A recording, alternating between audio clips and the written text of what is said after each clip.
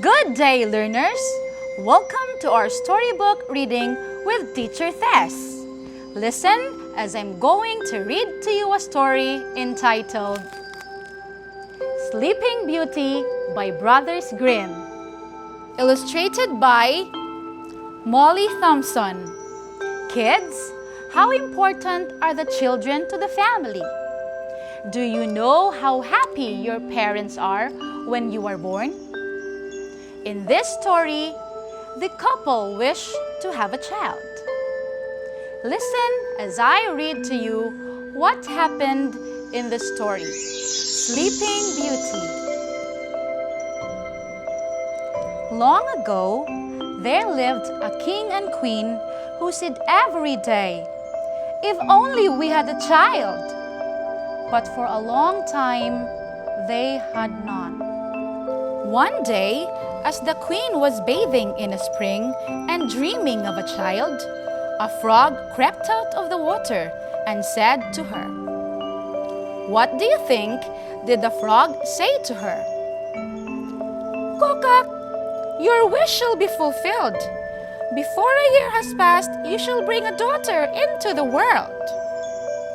Yes, the frog said that her wish shall be fulfilled, and she shall have a daughter.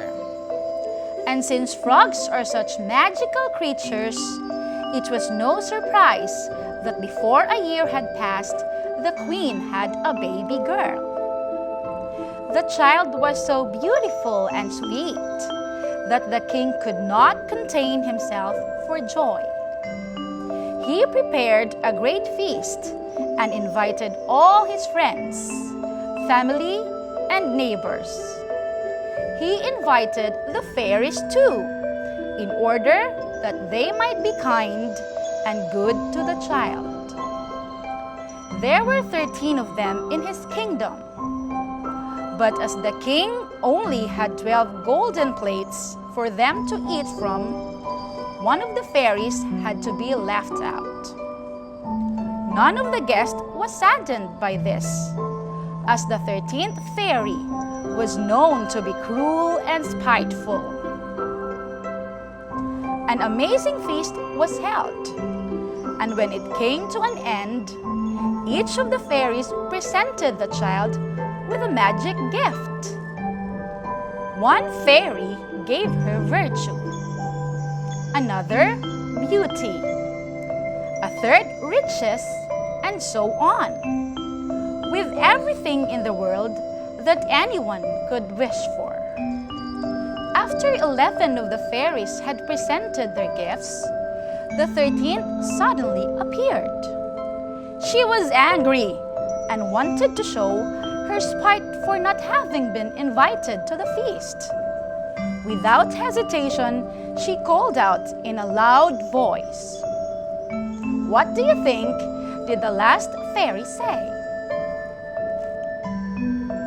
"When she is 15 years old, the princess shall prick herself with a spindle and shall fall down dead."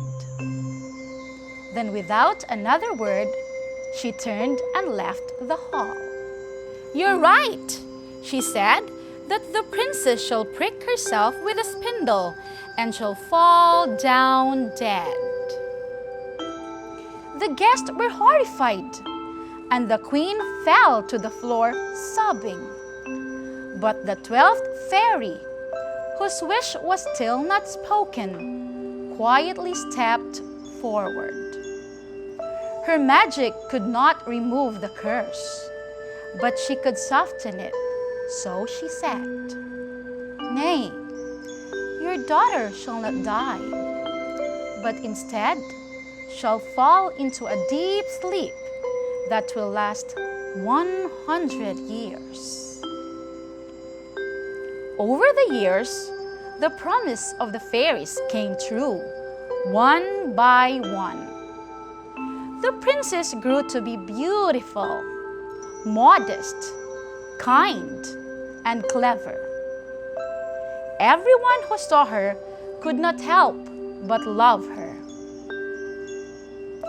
The king and the queen were determined to prevent the curse placed on the princess by the spiteful fairy and sent out a command that all the spindles in the whole kingdom should be destroyed. No one in the kingdom was allowed to tell the princess of the curse that had been placed to her, for they did not want her to worry or be sad. On the morning of her 15th birthday, the princess awoke early, excited to be another year older. She was so early in the morning, then she realized everyone else still slept.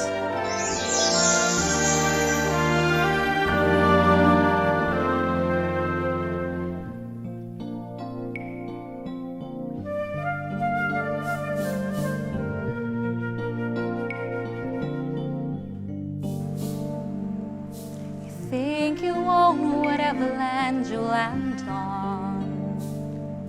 The earth is just a dead thing you can claim. But I know every rock and tree and creature has a life, has a spirit, has a name. You think the only people who are people who look and think like you. But if you walk with the footstep of a stranger, you learn things you never knew, Have you ever heard the wolf cry to the blue-corn moon, or ask the grinning bobcat why he grinned? Can you sing with all the voices of the mountain? Can you paint with all the colors of the wind? Can you paint with all the colors of the wind?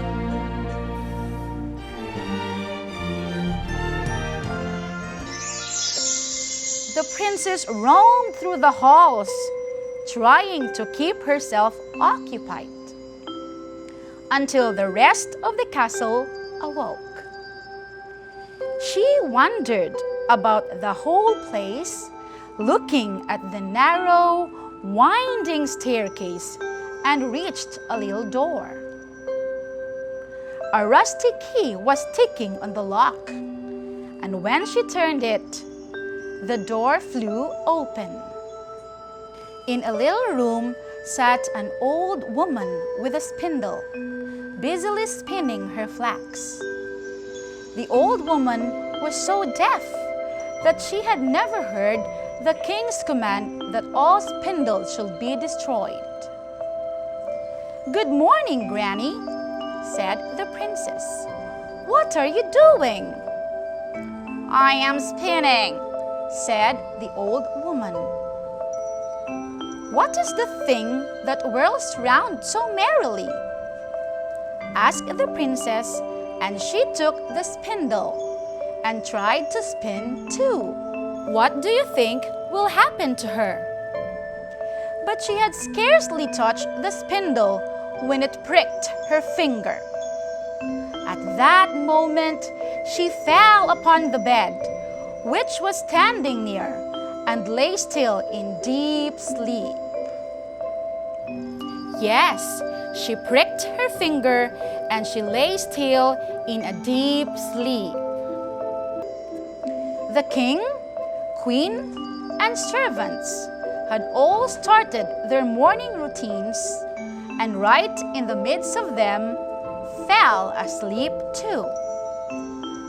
The horses fell asleep in the stable, the dogs in the yard, the doves on the roof, and the flies on the wall.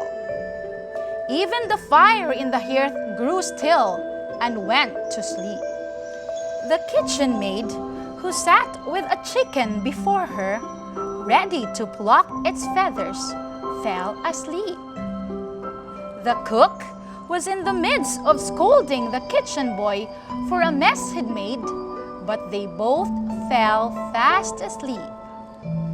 The wind died down, and on the trees in front of the castle, not a leaf stirred. Round the castle, a hedge of rare roses began to grow up. Every year, it grew higher, until at last nothing could be seen of the sleeping castle. There was a legend in the land about the lovely Sleeping Beauty, as the king's daughter was called. And from time to time, princes came and tried to force their way through the hedge and into the castle. But they found it impossible, for the thorns, as though they were alive, grabbed at them and would not let them through. After many years, a prince came again to the country and heard an old man tell the tale of the castle which stood behind the briar hedge and the beautiful princess who had slept within for 100 years. He heard also that many princes had tried to make it through the briar, but none had succeeded, and many had been caught in it and died. The young prince said, "I am not afraid. I must go and see this Sleeping Beauty." The good old man did all in his powers to persuade him not to go, but the prince would not listen. Now, the 100 years just ended. When the prince approached the briar hedge, it was covered with beautiful large roses. The shrubs made way for him, and the owl acted and let him pass unharmed. In the courtyard, the prince saw the horses and dogs lying asleep. On the roof sat the sleeping doves with their heads tucked under their wings. When he went into the house, the flies were asleep on the walls, and the servants asleep in the halls. Near the throne lay the king and queen, sleeping peacefully beside each other. In the kitchen, the cook, the kitchen boy, and the kitchen maid all slept with their hearts resting on the table. The prince went on farther. All was so still that he could hear his breathing. At last, he reached the tower and opened the door into the little room where the princess was asleep. There she lay, looking so beautiful that he could not take his eyes off her. He bent down and gave her a kiss. As he touched her, Sleeping Beauty opened her eyes and smiled up at him. Throughout the castle, everyone and everything woke up and looked at each other with astonished eyes. Within the month, the prince and Sleeping Beauty were married and lived happily all their lives. From this story, we learned that good always triumphs over evil. Again, this is Teacher Tessa, and I hope you like our story. Thank you, and see you next time. Bye!